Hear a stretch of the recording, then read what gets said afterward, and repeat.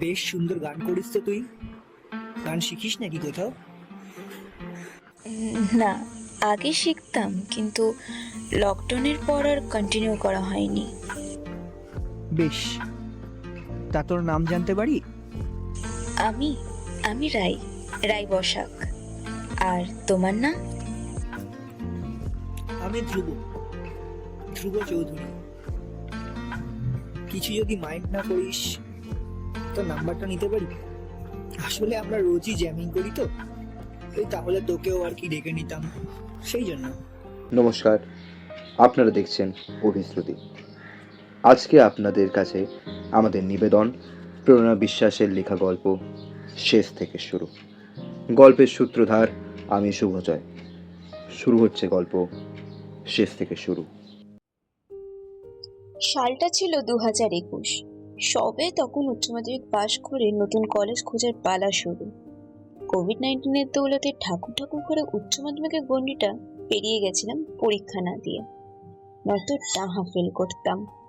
বাবা তো বলেই দিয়েছিলেন, তুই উচ্চ মাধ্যমিকটা পাশ করতে পারবি বলে আমার তো মনে হয় না। এই দেখুন, এতক্ষণ ধরে বকে যাচ্ছি, নিজের নামটাই বলা হয়নি। আমি রাই, রাই বসাক। ইংলিশে যেহেতু ভালো মার্কস ছিল, তাই ভাবলাম ইংলিশ অনার্স নিয়েই কেন যাক। ইচ্ছে ছিল রবীন্দ্রভারতী ইউনিভার্সিটিতে বিএ কমপ্লিট করার। ফর্ম ফিল আপ করে যা যা ফর্মালিটিস করার সবই করি। এরই মধ্যে বাবা কোন এক কাকুকেও জোগাড় করে নিলেন। কাকু বলেছিলেন, তুমি চিন্তা করো না মামনি, তোমাকে রবীন্দ্রভারতী ইউনিভার্সিটিতে ভর্তি করার দায়িত্ব আমার। আমি ভাবলাম যাক, আমার ইচ্ছে পূরণ হলো। কিন্তু ওই যে সেগুড়ে বালি, আরবিউতে তো ভর্তি হতে পারলামই না, উল্টে যে কটা কলেজে সুযোগ পেলাম সেগুলো হাতছাড়া হয়ে গেল। তারপর আর কি, কোনো উপায় না দেখে সত্যিটা মেনে নিয়ে লাস্ট অপশনটাই বেছে নিলাম। গাটের টাকা খরচ করে শেষে ভর্তি হলাম মতিঝিল কলেজে। আর আমার এক্সপেকটেশন পানি মে গেয়া ছপাক। নতুন কলেজ, তাই বুঝে উঠতে একটু সময় লাগলো। ইন্ট্রোভার্ট হওয়ার কারণে সেরকম বন্ধু বানানো হয়ে ওঠেনি। সত্যি বলতে কলেজে মন টিকত না, কিন্তু কলেজ তো যেতেই হতো, ক্লাসও করতেই হতো, নয়তো ফার্স্ট ইয়ারে ইমপ্রেশন ডাউন হয়ে যেত। এরকমই একদিন ক্লাস শেষে ক্যান্টিনে গিয়ে বসি। জিন্সের পকেট থেকে ফোনটা বের করে সূর্যকে কল করি। আসলে সূর্য হলো আমার 9 বছরের বেস্ট ফ্রেন্ড। হালে কিছু মাস আগে আমরা একে অপরকে নিজেদের মনের কথা প্রকাশ করে অফিসিয়ালি রিলেশনে যাই। রিং হচ্ছে, কিন্তু ফোন তুলছে না কেন? শোন না, ভালো লাগছে না এখন কলেজে। কি করছিস তুই? ভালো লাগছে না যখন বাড়ি চলে যা, আমি কলেজে আছি, পরে কথা বলছি। আমি আরো কিছু বলতে যেতাম, কিন্তু ফোনটা কেটে গেল। বেশ কিছুদিন ধরে লক্ষ্য করছি সূর্যকে। যেই দিন থেকে ও বর্তমান গেছে, ওর কাছে আমার জন্য সময়টাও যেন ফুরিয়ে যাচ্ছে। তাও নিজেকে বোঝাতাম ও সত্যিই ব্যস্ত আছে, আমি হয়তো ওভারথিঙ্ক করছি বেশি। এরপর আমি বাড়ি ফিরে যাই, নিজের বুকে চাপা কষ্ট ও একটা সান্ত্বনা নিয়েছি, সব ঠিক হয়ে যাবে। এইরকমই একদিন কলেজে ক্লাস শেষে রোজকার মতো আমি আবারও ক্যান্টিনের দিকে হেঁটে যাই। ঢুকতেই যেন আমি চমকে যাই, ভয় না, খুশিতে। ক্যান্টিনে বসে সবাই গিটার নিয়ে গান করছে। ব্যাস, আমাকে আর কে আটকায়? খুশির সাথে ঢুকে গেলাম ক্যান্টিনে। কোনায় নিজের মতো একটা জায়গা করে সবার সাথে সুরে সুর মেলাতে থাকি। ঠিক এমন সময় একজন স্টুডেন্ট বলে ওঠে, দাদা, কলকাতা গানটা হয়ে যাক। বুঝতে পারলাম যারা সামনের দিকে বসে গান গাইছে তারা সবাই আমার সিনিয়র। গিটার বাজানো দাদাটা যেন আকাশ থেকে পড়লো, যেন গানটা আগে শোনেইনি। আমার কি মনে হওয়াতে আমি হাত তুলে বললাম, দাদা আমি গানটা জানি, করব? দাদা পারমিশন নিয়ে শুরু করলাম। শহরে জুড়ে যেন প্রেমেরই মৌসুম, আলোতে মাখামাখি আমার গ্রিন রুম, কখনো নেমে আসে অচেনা প্যারাশুট, তোমাকে ভালোবেসে আমার চিরকুট কলকাতা, তুমিও হেঁটে দেখো কলকাতা, তুমিও ভেবে দেখো কলকাতা, তুমিও হেঁটে দেখো কলকাতা, তুমিও ভেবে দেখো যাবে কি না যাবে আমার সাথে। দাদা শুনে দিয়ে দিল কনফার্মেশন। উইদাউট এনি টিকিট ঢুকে গেলাম সিনিয়রদের গ্রুপে। একসাথে সবাই মিলে করলাম গান, জুড়িয়ে গেল আমার মন ও প্রাণ। বেশ জমে উঠেছিল জ্যামিং। কখনো চলছিল সুখ দুঃখে দিয়ে সাজানো গান, কখনো বা ফসিলস আর ক্যাকটাসের জোর তার লড়াই, আর কখনো বা বাংলা হিন্দির ম্যাশআপ। এইসব চলতে চলতে খেয়ালই নেই যে ঘড়ির কাঁটা ঘুরে 4টেতে আটকেছে। হুশ এলো বাবার ফোনে। বাবা কেন কল করছে? ও শিট, আজ তো অনেক দেরি হয়ে গেছে, খেয়ালই করিনি। সাইডে গিয়ে ফোনটা তুললাম। বাবার সাথে কথা বলে ফোনটা রেখে দেখলাম বাইরে অঝোরে বৃষ্টি হচ্ছে। তাই ছাতা খুলে বেরোতে যাব, এমন সময় পিছন দিয়ে একজনের কণ্ঠস্বর আমার কানে ভেসে আসে। পেছন ঘুরে তাকাতেই দেখি সেই দাদাটা, যে লাল জ্যাকেট পরা কিছুক্ষণ আগেই আমার ঠিক সামনে বসে পর পর সুন্দর গান গেয়ে যাচ্ছিল। আমি একটু ভ্যাবাচাকা খেয়ে যাই, আর যখন আমার কিছু বলার থাকে না আমি দাঁত বের করে হেসে দিই। আর সেদিন আমি তাই করি। দাদাও একটু হাসে, এবার বলে, বেশ সুন্দর গান করিস তো তুই। গান শিখিস নাকি কোথাও? না, আগে শিখতাম কিন্তু লকডাউনের পর আর কন্টিনিউ করা হয়নি। বেশ, তা তোর নাম জানতে পারি? আমি আমি রাই, রাই বসাক। আর তোমার নাম? আমি ধ্রুব, ধ্রুব চৌধুরী। কোথায় থাকিস তুই? নিউ টাউন ইকো পার্কের কাছে। তুমি? আমি কাছেই থাকি, ডায়মন্ড প্লাজার ওখানে। কিছু যদি মাইন্ড না করিস তো নাম্বারটা নিতে পারি? আসলে আমরা রোজই জ্যামিং করি তো, ওই তাহলে তোকেও আর কি ডেকে নিতাম, সেই জন্য। আমার সাদা মনে কাদা নেই, দিয়ে দিলাম আমার নাম্বার। ধ্রুবদা সেভও করে নিল। এরপর টাটা করে বেরিয়ে আসলাম কলেজ থেকে। যাই হোক, আজকে দিনটা বেশ কাটলো অন্য দিনের তুলনায়। কিন্তু বুঝতে পারিনি যে ইনপুট দিলে প্রসেসিং যে এত ফাস্ট হয়। বাড়িতে পৌঁছাতে না পৌঁছাতেই দেখি ধ্রুবদার মেসেজ। ব্যাপারটা একটু উইয়ার্ড লাগলো, বাট তোয়াক্কা না করে রিপ্লাই দিয়ে রেখে দিলাম। আজ অনেক দিন পর সূর্যের সময় হয়েছে, তাই ওকে সবটা বলি। আর এই সব নিয়ে একটু হাসাহাসিও চলে। কথায় কথায় আমি ওকে জিজ্ঞেস করে ফেলি, তোর কি আমার সাথে কথা বলতে ইচ্ছা হয় না? ঘন্টার পর ঘন্টা আমি তোর জন্য অপেক্ষা করতে থাকি, কিন্তু তুই অনলাইনে আসিস না। আর আসলেও একটু কথা বলে আবার চলে যাস। তুই জানিস না আমায় কি কষ্ট করে এই মেফে থাকতে হয়, নিজেরটা নিজেকে করেই খেতে হয়। আমি তো চাই তোর সাথে কথা বলতে, কিন্তু কাজের এত প্রেশার যে হয়ে ওঠে না। আর্টিস্টদের খুব স্ট্রাগল করে বেঁচে থাকতে হয়। সূর্যের কথা শুনে আমি চুপ করে গেলাম। নিজেকে কেমন যেন দোষী মনে হচ্ছিল। সত্যি তো, ও এত কষ্ট করছে ওখানে, আর আমি উল্টো পাল্টা ভেবে যাচ্ছিলাম ওর ব্যাপারে। কিন্তু আমি ওকে এইটা বোঝাতে পারছিলাম না যে ওকে আমি কতটা মিস করছিলাম। এই মুহূর্তে ওর পাশে থেকে ওকে উৎসাহ দেওয়া আমার একমাত্র কর্তব্য।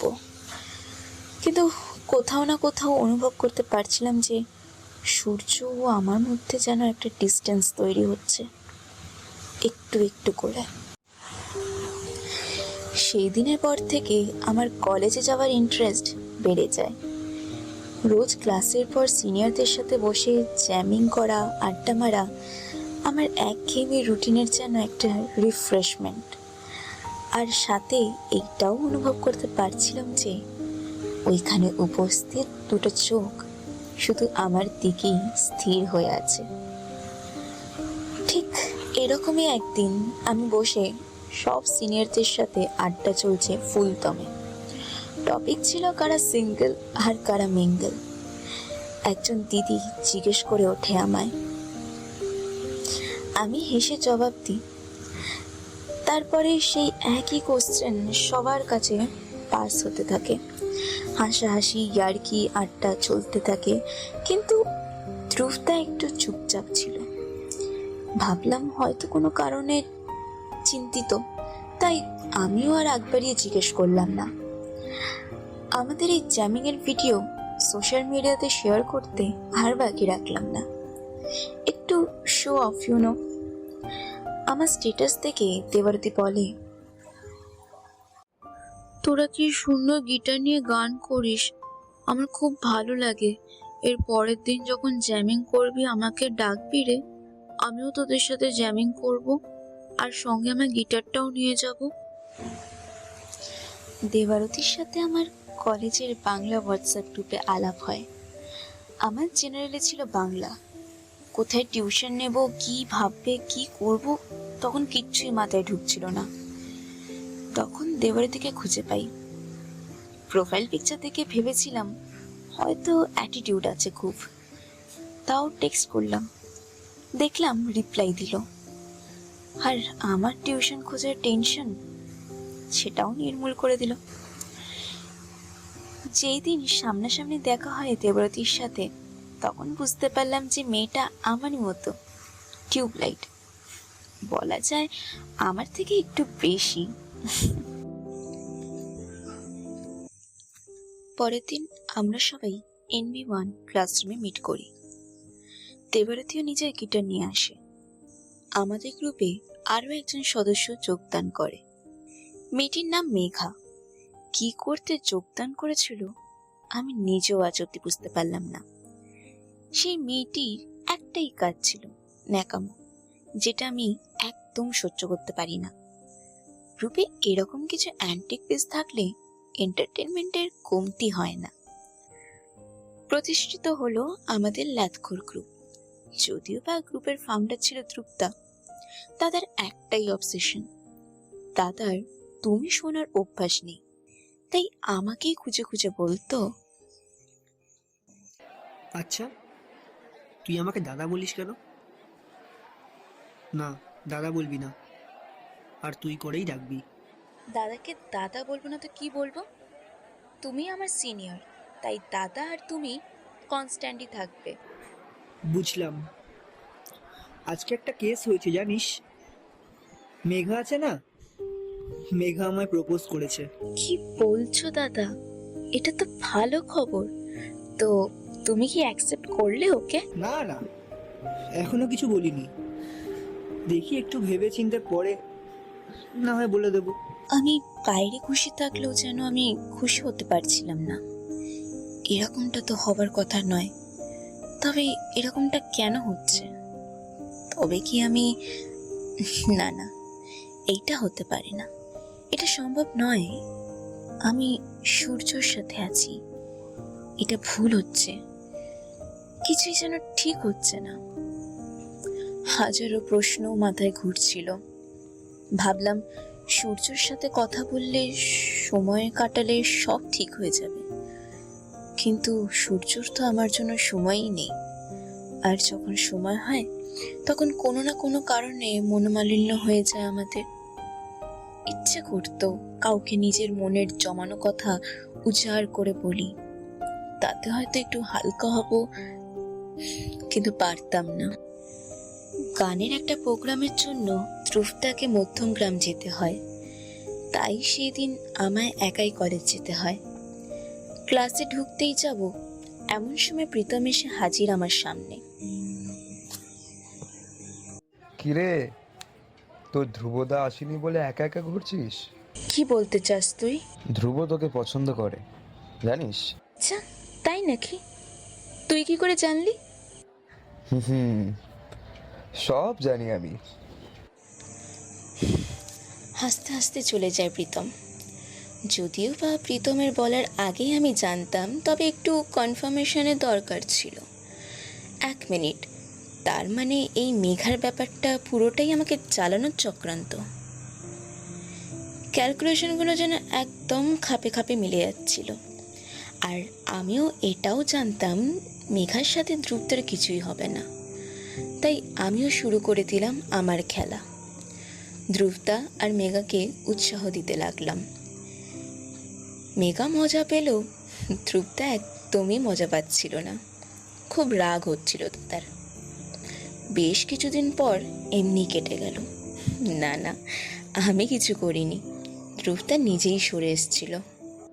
শীত শেষ, এবার বসন্তের আগমন। বসন্ত বহিল সখী, কোকিলা ডাকিল রে, এমন সময় প্রিয় সখা বিদেশে রহিল রে। আসলেই আমার প্রিয় সখা সূর্য বর্ধমানে ছিল।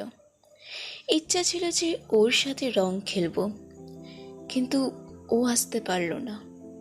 সূর্যের সাথে শেষ একবার দেখা হয়েছিল আমার জন্মদিনে, সারপ্রাইজ করেছিল আমাকে, তারপর আর দেখা হয়নি। এদিকে কলেজে আমাদের বসন্ত উৎসব নিয়ে মাতামাতি চলছে। আমি, ধ্রুবতা, সৌমুতা আর দেবারতী, এই 4 জনে পারফর্ম করব। তারই রিহার্সাল চলছিল। প্রথম দিনের রিহার্সালটা দেবারতীর বাড়িতেই হয়। আমরা কি কি গান করব সেটারই কথাবার্তা চলছিল। এমন সময় আমার ফোন বেজে ওঠে। দেখি সূর্য কল করছে। ফোনটা তুলি। কোথায় তুই? এই তো দেবারতীর বাড়িতে আছি। তোর তো এতক্ষণে চলে আসার কথা বাড়িতে। কি করছিস তুই ওখানে? আমাদের কলেজের পারফরমেন্সের জন্য রিহার্সাল করছিলাম। তো সেটা তুই আমাকে জানাবি না? এই ছোট্ট ব্যাপারে এত রেট কেন করছিস তুই? যেখানে যাবি আমাকে বলে যাবি, আর সময় মতন ফিরে যাবি। বলেছি না এটা? এই ছোট্ট ব্যাপারে এত রেট কেন করছিস তুই? এই 1-2 কথায় ঝগড়া লেগে যায় আমাদের। পুরো ব্যাপারটাই ধ্রুবতা দেখে। ধ্রুবতার চোখে মুখে যেন একটা রাগের ছাপ। ফোনটা রেখে আমি আবার রিহার্সালে গিয়ে বসি। ধ্রুবতা আমায় জিজ্ঞেস করে ঠিক আছে কিনা। হয়তো বুঝতে পেরেছিল আমি ঠিক নেই, তাই মজার মজার কথা বলে আমায় হাসায়। তাতে মুডটা একটু ঠিক হলেও সূর্যের কথাগুলো খুব কষ্ট দিয়েছিল আমায়। পরের দিন আমরা কলেজে মিট করি রিহার্সালের জন্য।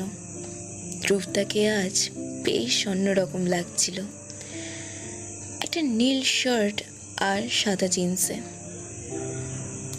এরপর শুরু হয় আমাদের রিহার্সাল। ধ্রুবতা হুট করেই তেরি দিওয়ানি গানটা ধরে। ধ্রুবতা যখন গান গাইছিল আমার 2 চোখ যেন স্থির হয়ে চেয়েছিল ধ্রুবতার দিকে। কি সুন্দর লাগছে, চোখ বন্ধ করে গান করছে গিটার বাজিয়ে। আমার আশেপাশে যেন ফাঁকা হয়ে গিয়েছে, মনে হচ্ছে যেন আমি একা বসে, আর ধ্রুবতা যেন শুধু আমাকেই শোনাতে গান করছে। সবার হাততালিতে। আমিও বললাম খুব ভালো হয়েছে। সত্যি বলতে গান শোনার থেকে আমি পুরো সময়টাই তার দিকে তাকিয়েছিলাম মুগ্ধ হয়ে। আজকে লাস্ট রিহার্সাল, কাল আমাদের প্রোগ্রাম, তাই ভালো করে একবার সবাই ঝালিয়ে নিলাম। পরের দিন ভোরবেলা উঠে তোড়জোড় শুরু। কেমন যেন নার্ভাস লাগছে, সব পারবো তো ঠিকঠাক? মনের মধ্যে খুব চাপ সৃষ্টি হচ্ছে। কিরে, ভয় করছে? হ্যাঁ, খুব ভয় করছে। প্রথম স্টেজ পারফরমেন্স কি যে হবে। চিন্তা করিস না, সব ভালোই হবে। শুধু নিজের ওপর বিশ্বাস রাখ, তুই পারবি, আমি জানি। আর পরে কোনো প্রবলেম হলে আমি তো আছি। তাহলে ভয় পাচ্ছিস কেন? ভয় পাস না। জানি না কেন, কিন্তু ধ্রুবতার কথা শুনে মনে সাহস পেলাম, নিজের প্রতি একটা বিশ্বাস জাগলো। সত্যি লোকটা জাদু জানে। ব্যাস, তারপর আর কি, কলেজের বসন্ত উৎসব একেবারে সুপারহিট। না, আমার একার জন্য নয়, দেবারতী সৌমদা ছিল বলে হয়েছে। কিন্তু একজন মানুষ যাকে ছাড়া আমি হয়তো এই স্টেজে ওঠার মতো সাহস জোগাতে পারতাম না, সে আর কেউ না, ধ্রুবদা। ধ্রুবদাকে না বড্ড নিজের মনে হতো, কিন্তু ওই যে অনুপম রায় বলেছেন, সব পেলে নষ্ট জীবন। কিন্তু আমার মতে ধ্রুবদার মতো একজন মানুষেরই সন্ধান এত বছর ধরে করছিলাম।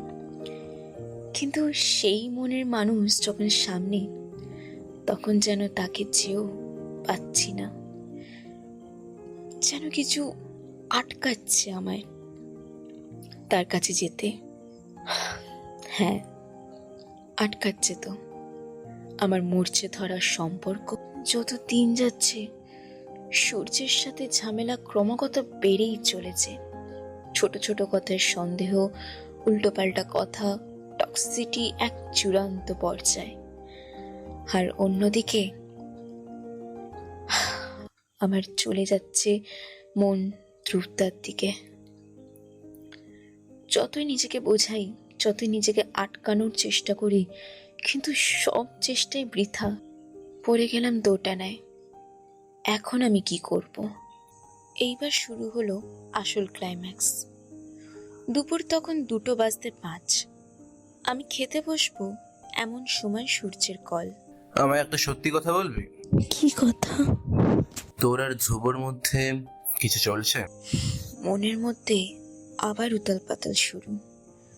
ভাবলাম সত্যিটা বলেই দেবাই ভালো। আর কতদিন আবার লুকিয়ে রাখবো সত্যিটা সূর্যর কাছ থেকে?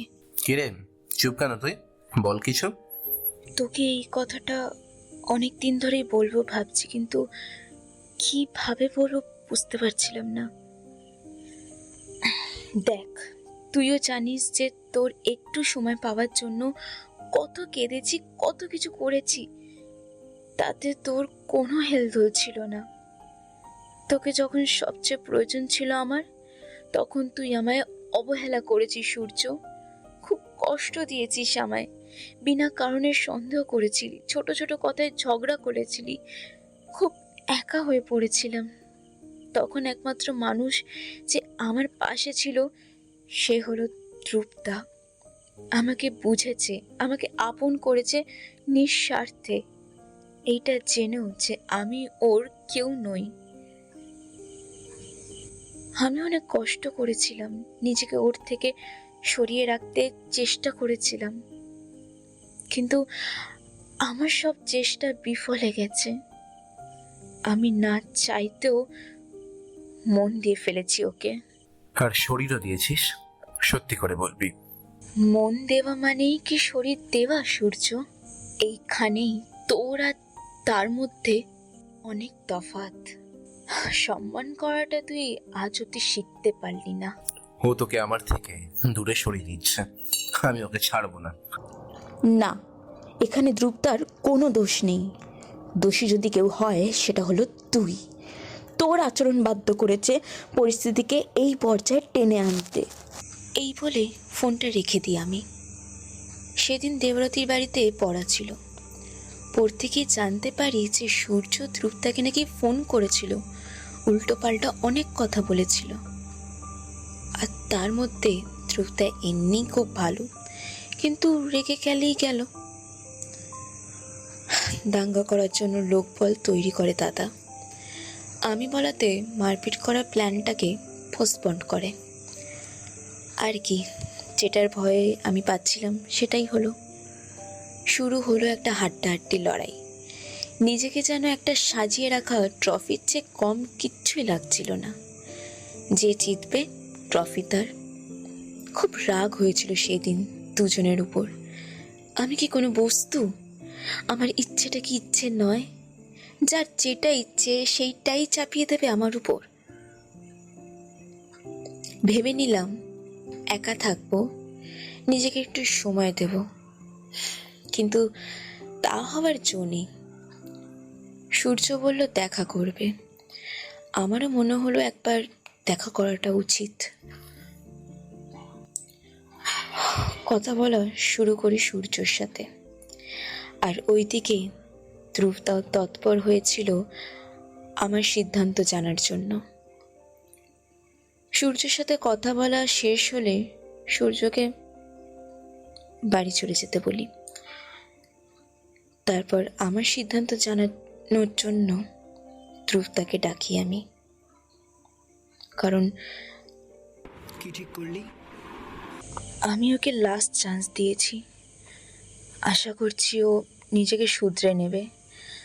আর এই কদিন আমার জন্য তোমাকে অনেক কিছু সইতে হয়েছে জানি, তাই আজ থেকে আমি আমার নিজের সমস্যা নিজেই বুঝে নেব। তুমি আমার জন্য অনেক করেছো, তার জন্য থ্যাংক ইউ।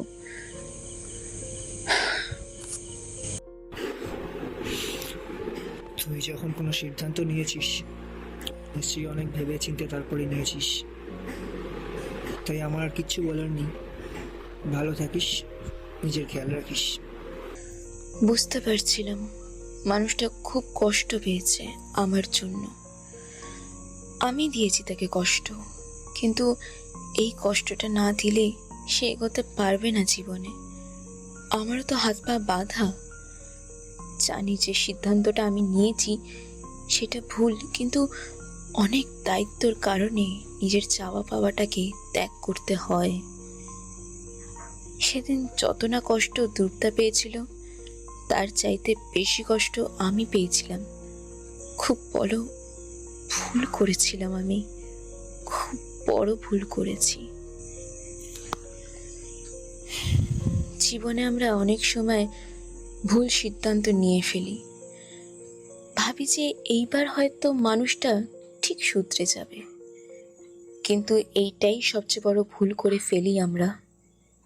যে শোধরানোর নয় তাকে হাজার চেষ্টা করলেও শোধরানো যায় না।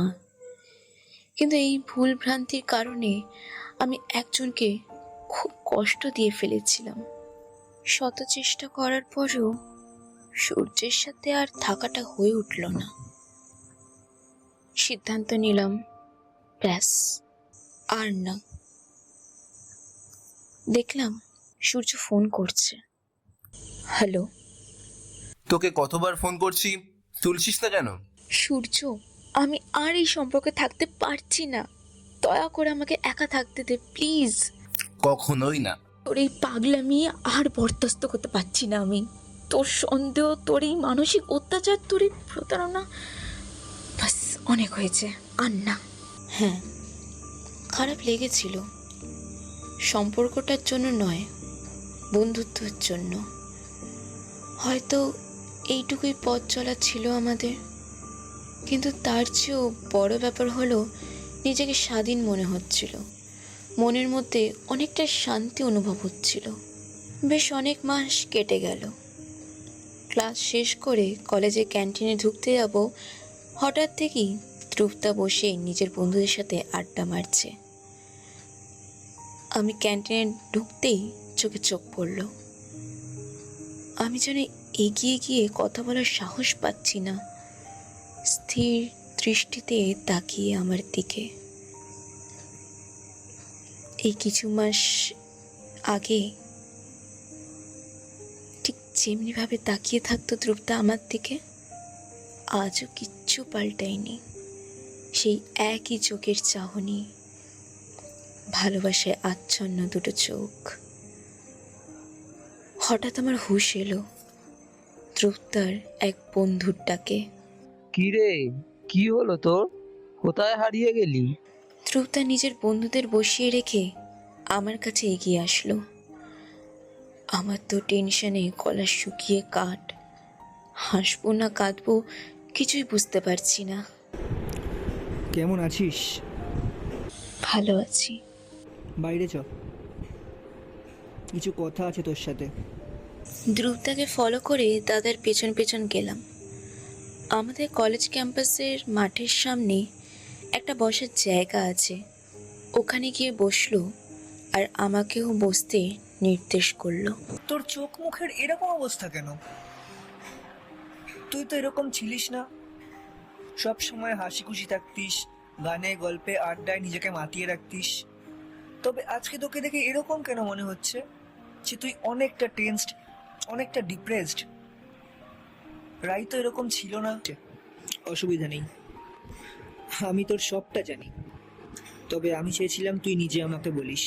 তুমি জানলে কি করে? রাই, তোকে ভালোবেসেছি, নিজের থেকেও বেশি আপন করেছি তোকে। তাই তোর সাথে ঘটে যাওয়া সমস্ত ঘটনাগুলো তো আমাকে জানতেই হতো, বল? অবশ্য মৌসুমি আমাকে সবটা বলেছে, তাই জন্যই হয়তো আমি জানতে পেরেছি। আসলে বুঝে গেছি, আমি সবটা বুঝে গেছি। তোকে আর কোনো কিছু এক্সপ্লেইন করতে হবে না। তবে তোকে একটা কথা বলবো। হ্যাঁ বলো। একটা গল্পের শেষ না হওয়া পর্যন্ত কখনোই আর একটা গল্প শুরু হয় না। আমরা না হয় শেষ থেকেই শুরু করি। আমি এইসবের জন্য এখনো তৈরি নয়। আমি এত ঠকেছি জীবনে যে আমার বিশ্বাস হারিয়ে গেছে। এতজন কিছু বিশ্বাস করে ঠকলি, একবার আমাকে শেষবার বিশ্বাস করে দেখ, আশা করছি ঠকবি না। অভিশ্রুতিতে আজ আপনারা শুনলেন প্রেরণা বিশ্বাসের লেখা গল্প শেষ থেকে শুরু। গল্প পাঠে প্রেরণা বিশ্বাস, ধ্রুবর চরিত্র ফুটিয়ে তুলেছেন উষ্ণীশ চক্রবর্তী, রায়ের চরিত্রে প্রেরণা বিশ্বাস এবং সূর্যের চরিত্রে আর্য। সূত্রধার আমি শুভজয়, পোস্টার ডিজাইনে চিলিস ক্লাসিক্স মিডিয়া এবং সহযোগিতায় রয়েছেন আমাদের সঙ্গে Chillies classics media. Mix and ম্যাচে রয়েছেন দ্য ভয়েস ম্যান। পরের বার আপনাদের সামনে হাজির হব আরও একটি গল্প নিয়ে। ততদিন ভালো থাকবেন, সুস্থ থাকবেন এবং চোখ রাখবেন আমাদের ইউটিউব চ্যানেল অভিশ্রুতিতে।